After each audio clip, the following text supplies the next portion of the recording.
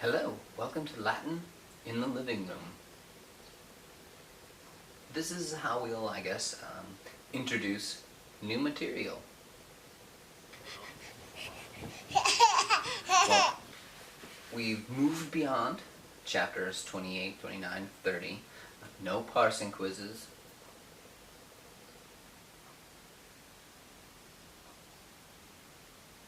So we're going to move on to chapter 31. Figure out some way to do vocabulary. Vocabulary is going to be tricky. However, we can introduce clauses.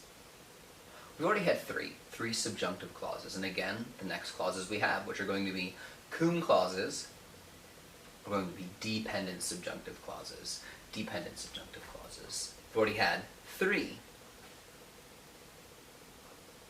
Very good. The first one was the purpose clause, which was brought on by ut with the subjunctive and told us typically the purpose of the independent clause, independent verb. The result clause, ut with the subjunctive, gave us the result clause, result of the independent verb. And then the indirect question, which was harder, which came with some sort of brain verb or verb of thinking, asking. And then my question word, an interrogative word, where if it's actually part of a question, punctuated with the question, then, obviously, it's just an interrogative word. For instance, how is an interrogative adverb. But, if you say, I don't know how I'm going to do this, it is no longer merely a question word. It is now a relative interrogative adverb, bringing on a dependent clause. You remember all that? Of course you do. You've done the Google Forms, you've gone through the Google Doc, you remember it from class. Now we move on to cum clauses, which are more difficult, it can be, because it requires inferences and context. I know. So hard also means worthwhile, fun, all those things. Now, they're going to be called cum clauses. Cum clauses. And one of the reasons why they're hard is that cum, as a part of speech, can be a preposition or a conjunction. You've had it as a preposition before, with really 2 different kinds of ablative uses. Of course, with the ablative. Remember? Oh yes, the ablative of manner. How the verb is completed, and then the accompaniment, ablative accompaniment, with whom the verb is completed. And so, magno cum studio cano, I sing with great enthusiasm. How was the singing performed? With great enthusiasm.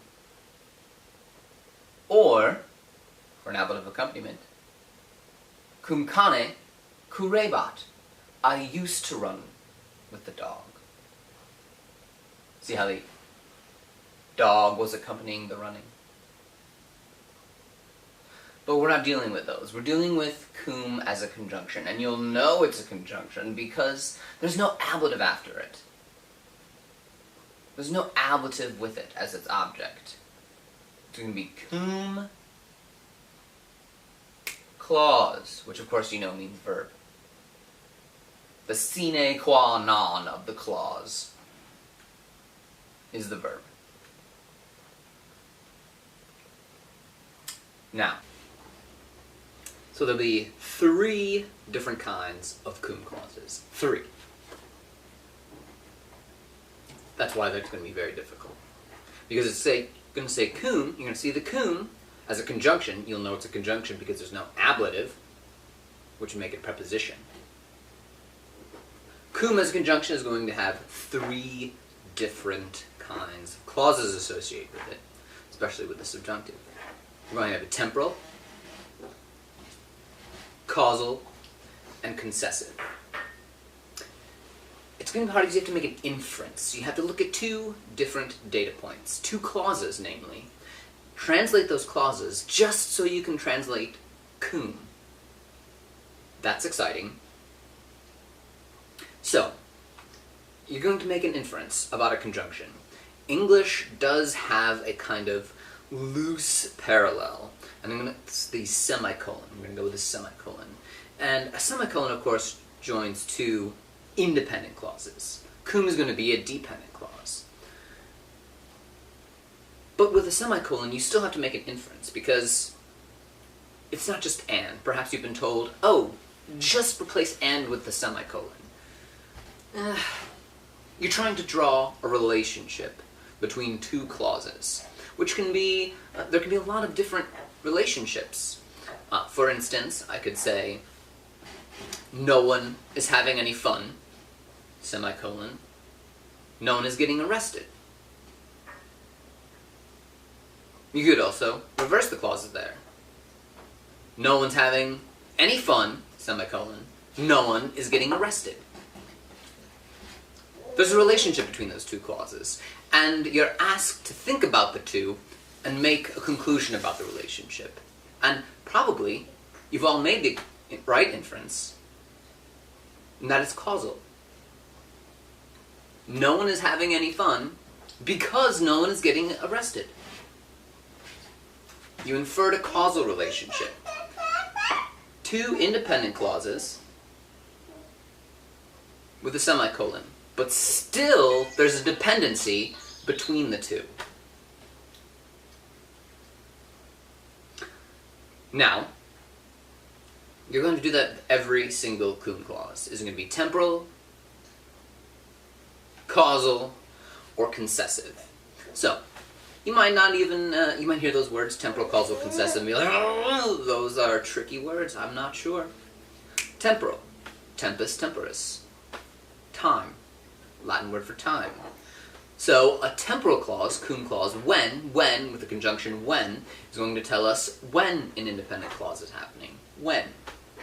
Typically. A causal clause is going to tell us the cause of the independent verb. The concessive clause, a little different. It's going to be an exception. Temporal clauses, for instance. I was running when it was raining.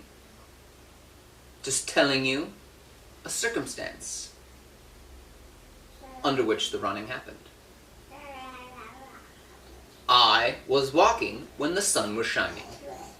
It's just a temporal relationship. If you're hearing grunts off camera, that is just the Gert.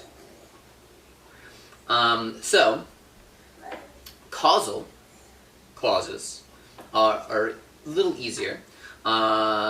Clear, right? I eat raw chicken. That's an independent clause, right? I eat raw chicken, because there's no conjunction. There's no conjunction. I eat raw chicken because I love bacteria. I love bacteria because I love bacteria. I eat raw chicken because I love bacteria. You see how the causal clause, the because clause, tells me the cause of the eating the raw chicken? Who would want to eat raw chicken? You'd want to know what would cause somebody to do that. I'm evidently not the only one who likes to eat raw chicken. Concessive. Now you might have heard the word concession, concede, and concession, right, probably brings you back to maybe football games when we used to have sporting events at school.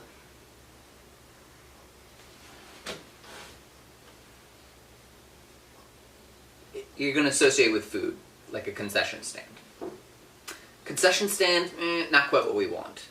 Concession, we're going to treat as like an exception. So it's an exception to what was true in the previous clause. So if I say, I eat chicken, I eat it baked, fried, grilled, slow cooker, pulled chicken, whatever. If I were to say, I love chicken, although I do not eat it raw. You see how the eating it raw doesn't totally contradict, negate the previous clause. It's just an exception. Just an exception. It's not a pure, straight-up adversative clause with a but. And so, there are my 3 cum clauses. temporal, causal, concessive. When, because, although. Now, there are some of you who might say you can use when you want to use because. When can mean a kind of because, and I'll say yes, but for right now we're taking strictly those three conjunctions. When, temporal. Because, causal, although, concessive. And the Latin is going to have, very often, a helpful little adverb to tell us in the independent clause, if I have, a concessive cum clause. Tamen, nevertheless, or still. Tamen, nevertheless, or still. So, some Latin examples. Are you ready? Cum clause examples. So, our first one is going to be proelium incipiat cum sol est altissimus. Two clauses, two verbs, one conjunction. Proelium incipiat is my first clause. The battle will begin. Cum. So I'm just going to say blank for that. I don't know what it is. Blank, the sun is highest. The battle will begin, blank, the sun is highest. I think, I consider when. The battle will begin when the sun is highest. It's a temporal relationship because the position of the sun isn't going to be the cause of a battle or a war. It's not really a causal relationship, so it's temporal. The next one, cum puellae solam amaret, tamen puer puellae suum amorem dedit. Clause by clause. Clause by clause. Clause by clause. Blank. Puella, there's my subject, and I'm going to put it with my verb. Subjects and verbs. Subjects and verbs. When the girl loved herself alone, or is it since the girl loved herself? I don't know. I gotta suspend. Don't do it yet. Blank, the girl loved herself, solam, alone. Still, the boy gave his love to the girl. Fool. Bless you. I think this is a causal clause. Because the girl loved the girl... That? It's alright. I think it's a causal clause, right? But no, you paid attention to the last part of the video, and you said tamen tells you concessive. Very good. Tamen screams concessive. Although the girl loved herself alone, still the boy gave his love to the girl. Concessive. On our last example, the teacher victus est, clause by clause, has been conquered. That's my first clause. It's independent, there's no conjunction, Excuse you. The teacher has been conquered, blank, the students had arranged ambushes. Oh, what caused the teacher to be conquered? You'd want to know, right? You'd want to know. I know! The teacher has been conquered because the students had arranged ambushes. What do you think?